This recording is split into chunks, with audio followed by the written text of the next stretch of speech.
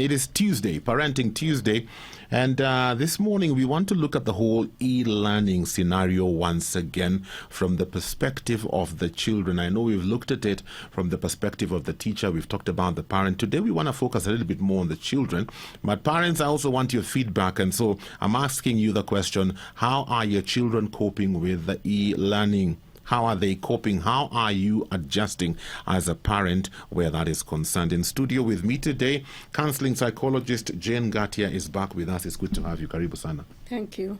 No, my house is a beehive of activity. In fact, just before you walked in, I'd called my wife to find out watoto waliamka. Says, hey, wako class. It is so strange. Everybody in their room on their computer. And I was wondering the whole day, because I'm thinking, Daktari, if I'm in the office the whole day behind a computer, by the time I get home, my head is almost exploding. Sure. What about my child? Wow, a good question. Yes. And first, probably it is good to appreciate the children, the way they are. But when it comes to using technology for children, there are a few things that need to be taken into account. Consider the age of the child. If they are very young, and we are talking of probably lower classes, lower primary school, etc. And these children, talk of a child below 12 years, they may not have full capacity to manipulate that technological gadgets. We are talking of manipulating that gadget to give the information required, to move to the next, to be able to type in something. And it's important to note that the child may not have that developmental ability to be able to use the gadget. However, we can also appreciate that we are used to children being in school. And once things happen, like the things that are around us now with the COVID-19, it is very quick to think of what else to do with this child. So we are taking the next option available. But it is important to remember that a child is a child by virtue of the need to be guided. They need a real human. They need a teacher to be able to instruct them, to be able to guide them. Even the ability to manipulate that technology is not so easy. Probably some children have not even used those gadgets before. And it is not easy. We are simply saying the child does not seem to have the capacity to use those gadgets. And again, James, we need to remember that children learn by role modeling. Children learn by seeing what is being done, and so they follow. And because that is the developmental age or even of their brain, the ability to be able to perceive concepts, to be able to process that information, to break it down in a way that they can consume it. It is not easy. So they need a real human. They need to be, shown this is what you do. And, also children learn by seeing what the teacher is doing. Some things that we do, James, you and I probably, there are things we do that no one told us to do them. But because we saw them being done by the teacher, by other role models in a school setting where we also interacted with other children, we learn a lot of social skills. Technology, unfortunately, will not be able to give us those social skills that are equally important to support learning. And in that case, reasonable and quality learning. So that's where we are. Wow. Some time back, about a week or two ago, I was just listening to a conversation between some of the children, and somebody was asking them, so how are classes, how is e-learning? And one child without flinching says, it's boring. And they were asked, why is it boring? Says, you can't play with your friends, you can't go outside, it's just a computer the whole day. And I thought about the social aspect. Good. And that's exactly how it is. And remember, younger children, it is not so much about the intellectual. It's not so much about just pumping them with, information on concepts and all that. It is more about even engaging in play. And play in itself instills learning in a child. Very true. And that's why diagrams, pictures are normally used quite a lot, especially for younger children, by teachers, so that the child can see. Actually, children learn more by seeing other than just hearing or just seeing what another person is seeing is doing, and not necessarily looking at a machine, at that screen. No wonder the child says it's boring. Actually, I would say very, very boring. If I were the child. Yes, you'd find it very, very boring. I was thinking about this, and I was having a conversation with somebody, I think it was last week, and I was saying for a very long time, our children have been looking to the screen for entertainment. Yeah. The screen has been for entertainment. True. Mom, give me your phone, I play a game. I'm on a computer, I'm watching a movie, or I'm playing a game. But now that screen has become the source of learning, and there was no time to adjust. It was just, this is now what we are going to do. You think that may have some sort of psychological effect on the children? Yes, definitely. Yes. First of all, there is what we call inability to be able to transfer that information to another level. So if, as you have rightly put it, the child always know that they use the phone, they use that computer for entertainment, and now suddenly they are told that the same thing is going to be used for them to learn probably the things they would have learned, the types of plants and, for instance, and all that. It becomes very difficult because the child has not developed what we call abstract thinking. They are not able to transfer this to this kind of information from this particular scenario and put the same or interpret it or even generalize.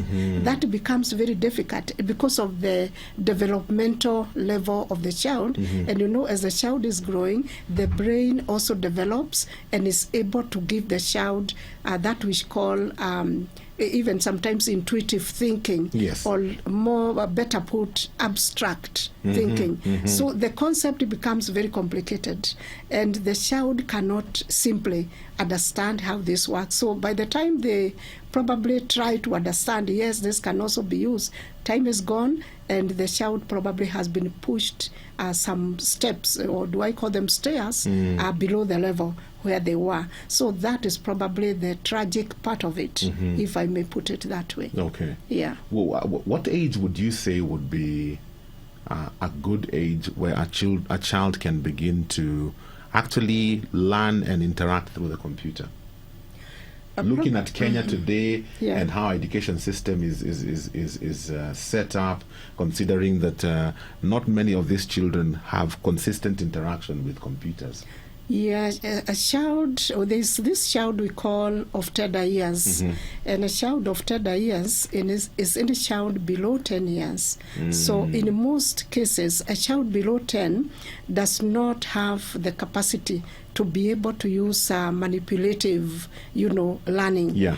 Because that is a very important aspect for a child, to be able now to remove what they learned as A, B, C, D, and all that, and put it in a different situation and construct even a sentence out of it. So the child may be able to speak, and that probably brings a lot of confusion.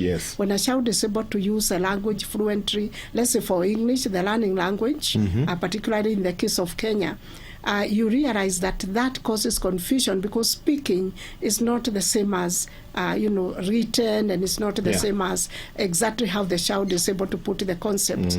So I would say a child below 10 years, they require a lot of interaction with a teacher, with a real person, not just a screen, so that they are able to assimilate and they are able to imitate what they see. Okay. I was also thinking about the whole issue of concentration, because when you're in a physical class, you must have discipline, because everybody can see you. You can't goof off, you can't walk out.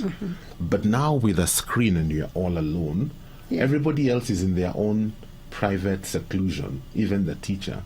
it's easy for me to seem like I am there, but I am not there. True. The screen is there, my name appears there. It's like I'm listening, but I'm not actually there. I'm doing my own thing. And I was thinking as well, where does self-discipline come in this whole area? How do we manage that scenario? Good question there, James. Other than even discipline, you had mentioned something which is very critical in learning: attention. Children below 10 years, in most cases, have attention problems. Surprisingly, James, an adult has an attention span of about 15 minutes. 15? Where you can do things and do them smart and without losing yourself into another world. You can imagine a child, their attention span. And attention span has to do also with the concentration. Yes. So that when they lose attention, they are automatically not even concentrating in that particular thing that they are doing. So that part of discipline is another one. It's in school, James, that we learned that we cannot just run out anytime. Yeah. We are kind of conditioned, and that is good conditioning, because we also learn through conditioning. So the child knows they cannot run out until it's break time, as we call it. Yes. And that kind of discipline is very important. Whether the child is learning or not, at least the teacher knows what to do with the child until they learn. The discipline of sitting and concentrating on a particular task and making sure it is accomplished can come when the child has real interaction, physical interaction. So the machine won't tell the child, you are now not listening. You are now not, sitting in the right position. Yes. Or you keep on dashing in and out. It's interesting that even with adults, even when we do e-learning or online, there is no way you can tell that this adult was actually sitting at the same time that I expected them to be sitting. You can imagine the child. It's worse off. But we are saying, James, we are not really condemning the whole idea, but we are only saying when the opportunity arises, let's get children back to school. Okay. Especially the young ones. Especially the young ones. Yeah, parents, we're inviting you to be a part of this conversation. Give us some updates on how you're coping with the e-learning process. How are your children faring on? How are you coping with it? 20316 SMS line, WhatsApp number 0786 316 316. If you have a question as well, feel free to send in your question. I have one here, a comment from Alice. Alice, how are you doing? Thank you for your SMS. Alice says, for my 9-year-old child in grade 4, at first she really enjoyed it. But recently I've noticed she's back to just the book than the phone. So I decided to just let her be. She prefers the book to the phone. Oh. Interesting. That's an interesting one. Yes. I don't know what your thoughts are on that. She was very interested and very excited about the e-learning process on the phone. But now she'd rather just hold the book. Yeah, for the same reasons. Being able to do things... and particularly for growing children, they have this idea of, I need to try it out, I need to do. James, you may recall that when children are growing up, because you have some young ones, they like wearing shoes of adults. Yes. They want to try out, can I fit in? And of course, more often than not, they wear them the opposite way. Yes. Even dressing up. It is because they are developing the ability, and their brains tell them, try out. Let me see now if I can do it for myself or by myself. It has always been done for me by my parent or my caretaker. And that is the same thing. The children have always to try out things. You can imagine with the technology where things are conditioned, positioned in such a way there is no room for manipulation except maybe for children games and the rest. But we are talking of serious learning. So when they are holding a book, they can see they are doing something. When they turn the page, it's even interesting. There's that interaction that I have the power over this book. I can touch it, I can open the page I want, and what have you. So that is probably what the child requires most in the formative years of learning. Wow. Yeah. I'm thinking about when we get to that position where we revert back to normal classes as before. Do you think Yeah. our children will have a bit of a hard time adjusting again? Well, it could be a two-way process, and it might be a bit difficult to predict at this stage. Yes. But I am also imagining that the child will be so excited to get back to the things that they knew and the things that give them real touch, because that's also about touch. Yeah. There could also be confusion of what we call adjustment problems. Okay. Actually, children sometimes may also develop what we call serious adjustment disorders. So they are kind of lost somewhere. Yes. But hopefully, the teachers will pick it up with that understanding. Parents will pick it up and talk about it's time to get back to school. You remember how you used to play with other children, how you used to, the teacher would come to class. Yeah. Just that kind of basic orientation will help the child. But others might be excited, and it will depend on the individual child. Okay. Yeah. If you have any questions for us, 20316 is the SMS line, and the WhatsApp number is 0786 316 316. We are looking at e-learning and how our children are responding to it. In studio with me, Dr. Jane Gatia, counseling psychologist, helping us to understand some of the things behind our children's perception of this whole concept and this whole idea. A very good morning to you. It is Tuesday, Parenting Tuesday. Today we are looking at e-learning and the effects on our children. And I'm asking you parents, talk to me this morning. Tell me, how are your children coping with the whole e-learning process? How are you as a parent coping as well? In studio with me this morning, counseling psychologist Jane Gatia is here to just shed some light in this area for us as parents and also for our children. I'm just wondering, because now this is where we are, Daktari. This is what we have. This is what we have to use for this season. We have no idea how long this season will last. In fact, for many of us, it has lasted longer than we anticipated it would last. True. So how do we help our children to get the best out of it and to cope?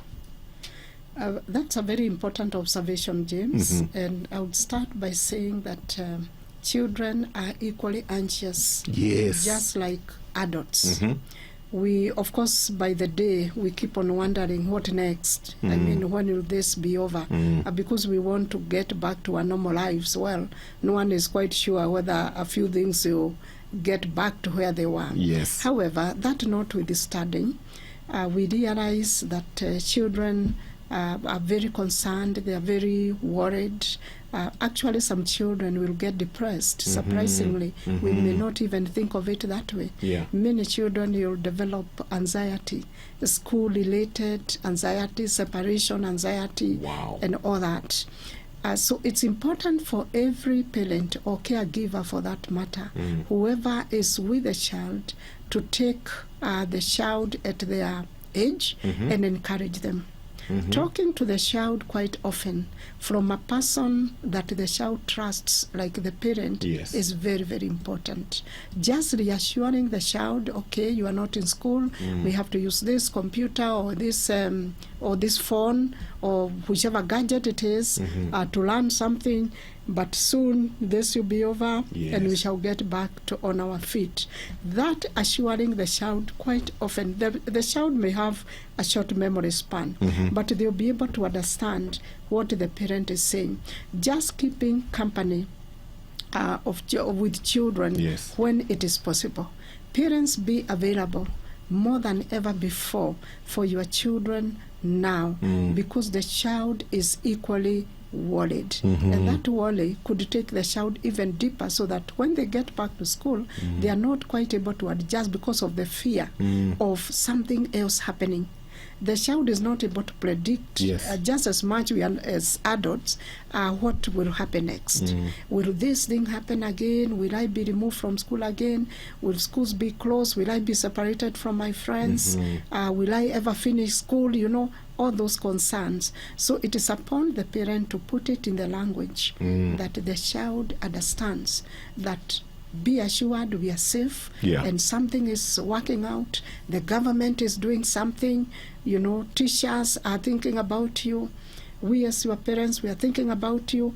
and we are not the only ones. This is a worldwide thing, it's a national thing. And just speaking to the child, because many times, James, what makes children even get more worried is that we don't tell children what is going on. And we wait for them to wait for that TV screen to come on, then they see figures, then they hear people are falling sick, infected, and what have you. Schools cannot open, and they cannot quite understand because that TV has not told them the basics that they need to understand. So it's upon the parent now to take that information, break it down in simple terms that the child can be able to comprehend, and then the child will be assured. The most important thing is to get the child assured that it will be well.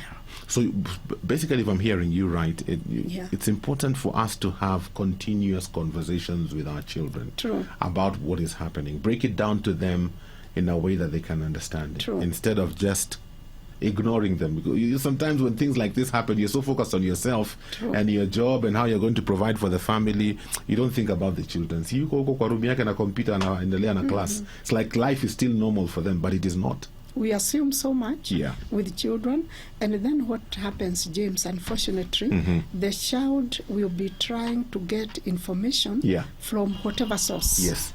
They might even begin to confide with other people. Tell me what is going on, what's happening now, what is mommy going to do, and so on and so forth. So sometimes it's not a cup of tea for the child. And simply what we are saying, let the parent be there. The available parent, the available caregiver, let them be there and give that information to the child. When it comes first hand from the person the child trusts most, it makes sense. Probably you and I know that children trust teachers, children trust parents, and anyone else only come as secondary, because they know that these are people who are truly concerned about them. Now that the teacher isn't around, we need the parent. Let the parent step in. It's not asking for too much. Let the child be assured. Sit with children, or with your own children as a parent. Talk to them. I'm now talking directly to the parent, James.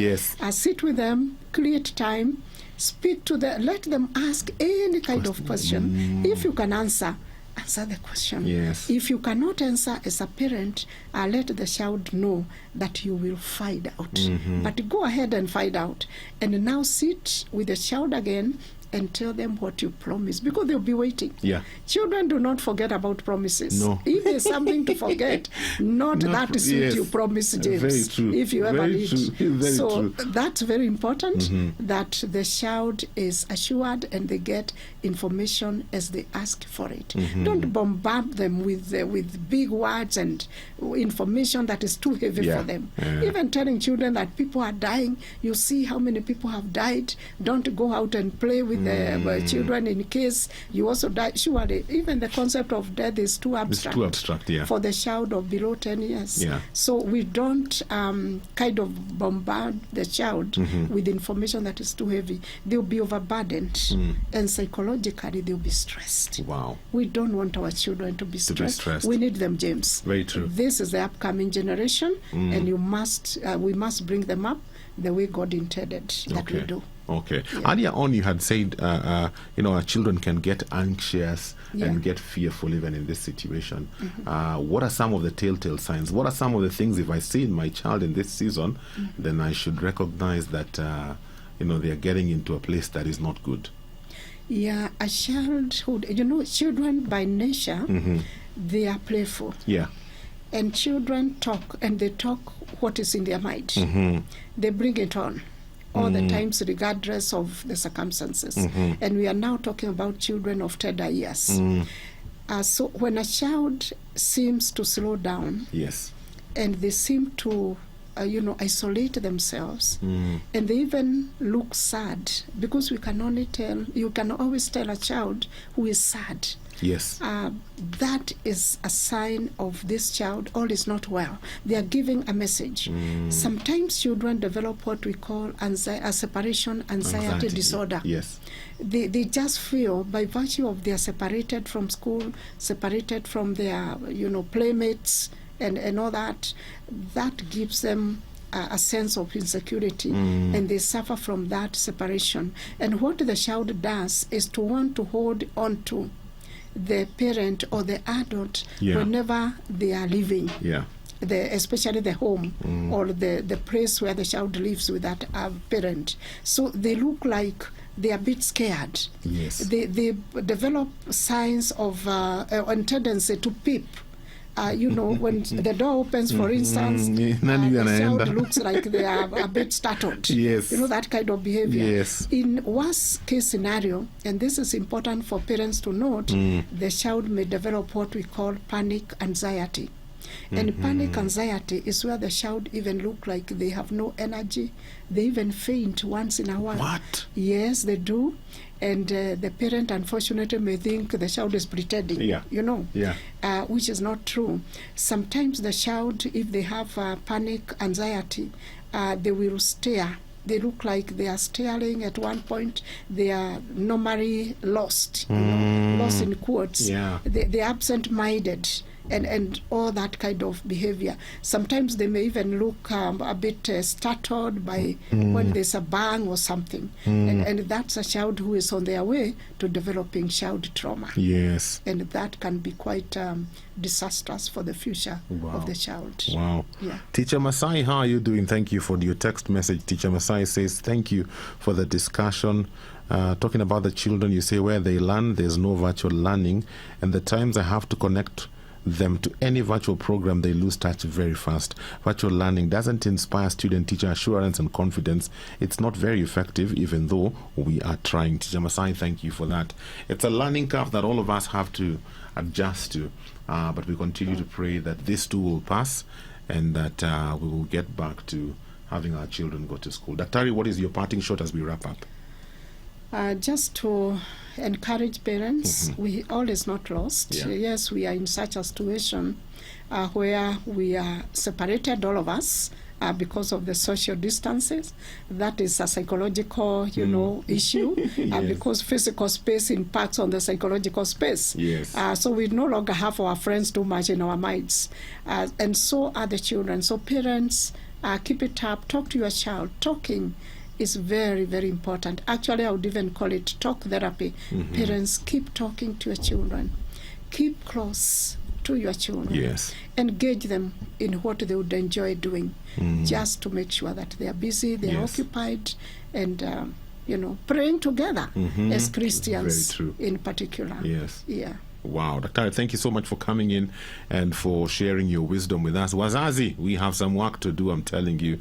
It's not a season like we have experienced before, but you know what? God is giving us wisdom, and we are seeing our children and our families through this season. And so keep encouraging the young ones. If they have online lessons, keep catching up with them to find out how their classes were and if they are coping well. One of the things I keep seeing in one of the chat groups where my daughter and my son are, the teacher is always complaining, so-and-so didn't show up for class, so-and-so has not given us their homework for the last 3 weeks. Parent, we need to hear from you. So let's be hands-on. Let's get involved in our children's education, even as we have to adjust to this new space that we find ourselves in. That's all the time we have for Parenting Tuesday today. I hope our conversation has been beneficial to you. For this and more of our shows, log on to www.familymediaonline.com to enjoy a wide variety of programs, from current affairs to testimonials and features, pastoral and inspirational shows, kids entertainment, and so much more. Also stream live on www.familymedia.tv.